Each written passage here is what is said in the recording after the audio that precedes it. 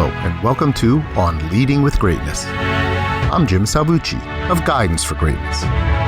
This week's installment, how to become the very last person on Earth. What would it be like to be the last person on Earth?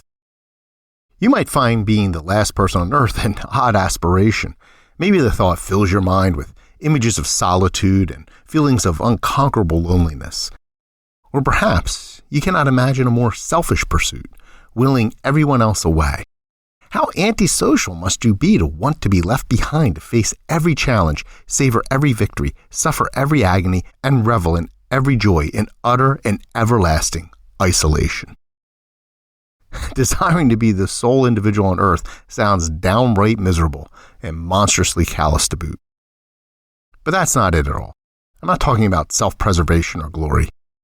Becoming the last person on Earth in the way I mean it is in fact a noble pursuit, a selfless striving for human betterment. Let me offer an example. A teacher passionately explains advanced algebra to her class of high school students.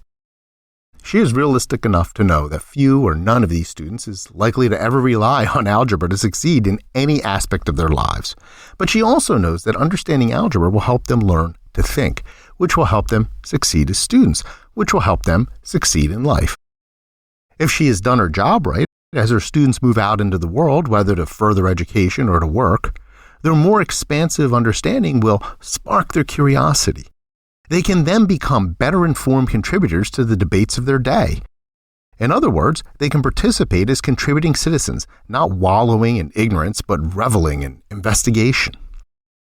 For all this to happen, many things must converge in and around the students' lives, not the least of which is exposure to numerous instructors cut from the same cloth as their algebra teacher. As idealistic or far-fetched as all this may seem, that is the whole point of a well-rounded education, that from a disparate collection of parts, students gain an enhanced understanding of the whole that will become a guide to or source of success, however they measure that, and serve society. In our scenario, what matters most to this excellent algebra teacher? It's all about the students in her classroom, the lesson she teaches, and the future they will shape. Notice then, she is not concerned with herself, personal recognition, or gain.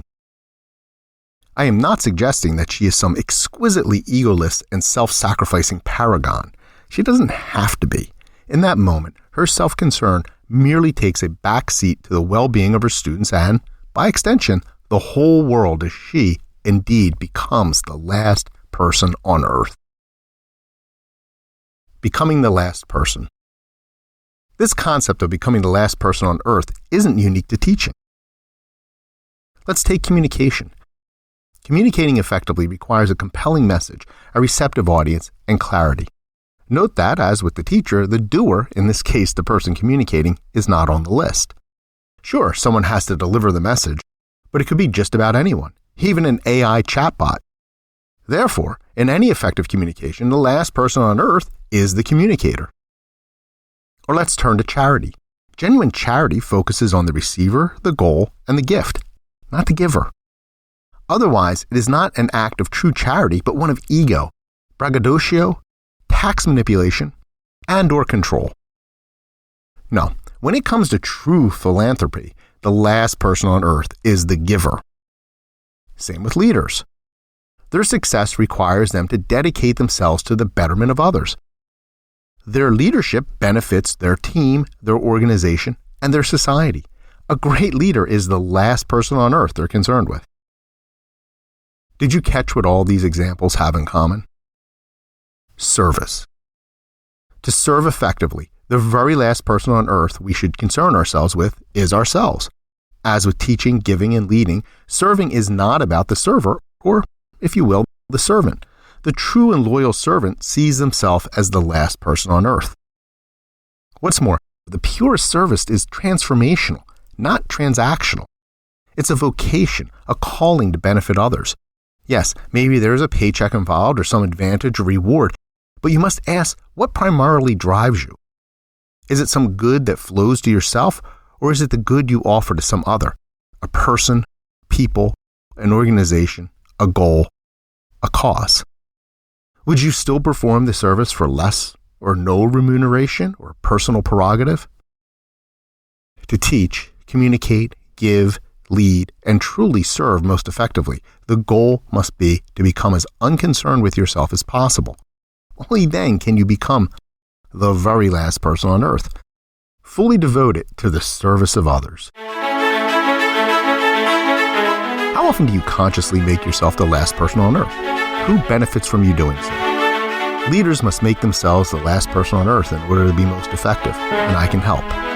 If you want to learn more about how to become a great leader in this world of bad bosses, visit guidanceforgreatness.com. Join the conversation by leaving a comment and leave a like or review.